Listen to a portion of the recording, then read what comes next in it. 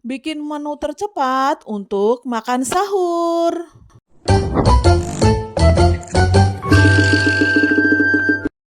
Hai Mam, Assalamualaikum. Sudahkah kalian masak untuk menu sahur hari ini? Nggak terasa banget ya, sudah melewati 2 minggu di bulan Ramadan. Biasanya para ibu-ibu menjelang 2 minggu sebelum hari raya ini udah pada sibuk banget. Udah beli-beli makanan untuk di lebaran nanti. Terus udah cuci-cuci gorden-gorden juga. Sudah cuci-cuci karpet ya kan?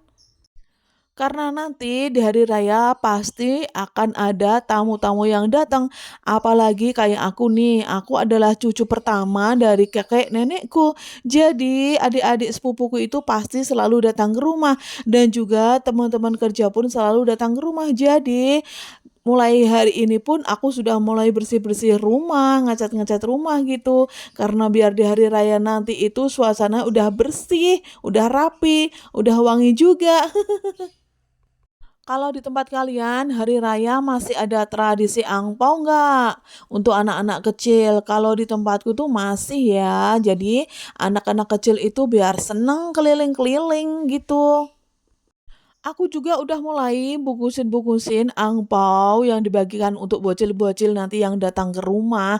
Karena emang sepupu aku itu banyak banget, jadi aku juga sedia angpaunya tuh banyak juga. Tapi biasanya di tempat aku tuh kalau cuti kerja tuh dapatnya hanya 1 minggu. Mungkin kalau di tempat lain bahkan bisa kurang dari 1 minggu. Nggak apa-apa ya, yang penting hari raya itu bisa kumpul dengan keluarga. Tapi pasti sedih banget bagi kalian yang sudah tidak punya orang tua. Tentu teringat momen-momen ketika kedua orang tua kalian itu masih ada, ya nggak sih?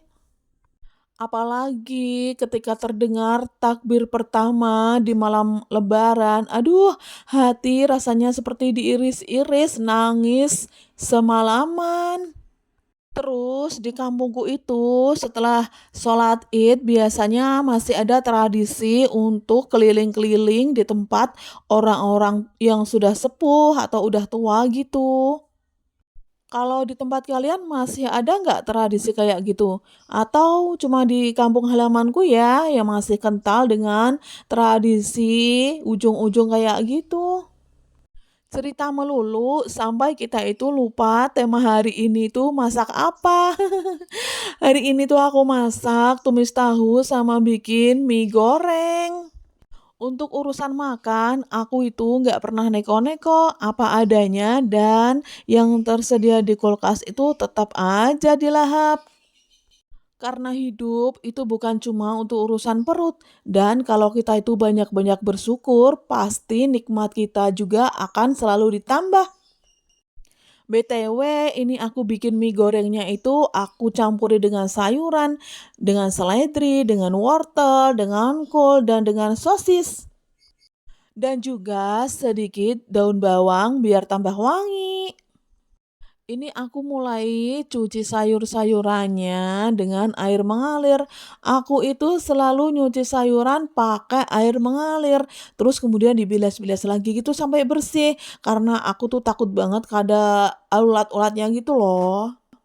Kalau kalian bikin bumbu-bumbu itu suka yang diulek apa dicuper? Kalau aku menurut waktu kita pada waktu masak, kalau lagi sibuk ya pakai cuper, kalau lagi waktunya banyak itu mesti diulek karena cita rasanya juga beda, masih wangi yang diulek. Tapi kalau dicuper itu sangat membantu banget hemat waktu, apalagi modelan kayak aku yang sebenarnya itu pemalas banget.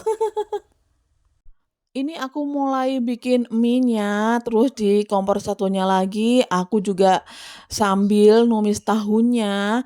Ini mie-nya itu aku tumis dulu bumbunya sampai wangi, setelah sekiranya udah wangi, baru aku masukin sayur-sayurannya. Terus kemudian setelah agak layu aku masukin juga sosisnya, terus yang terakhir itu aku masukin juga mie-nya yang udah aku rebus sebelumnya. Kalau rebus mie itu nggak perlu lama-lama ya, kayak setengah mateng gitu, terus lebihin sedikit, biar nanti hasilnya tuh nggak lonyot. Setelah ku aduk-aduk dan bumbunya itu merata, aku tuangin aja kecap hitam. Kalau aku tuh sukanya emang kecap hitam, tapi kembali lagi ke selera masing-masing ya. Seperti bikin mie ini juga bisa dicampur dengan ayam, dengan bakso, dengan daging, pokoknya selera kalian aja deh, yang penting jangan daging manusia ya. Karena ini mie-nya udah matang, tumis tahunya juga udah matang, udahan dulu masaknya ya. Jangan lupa follow.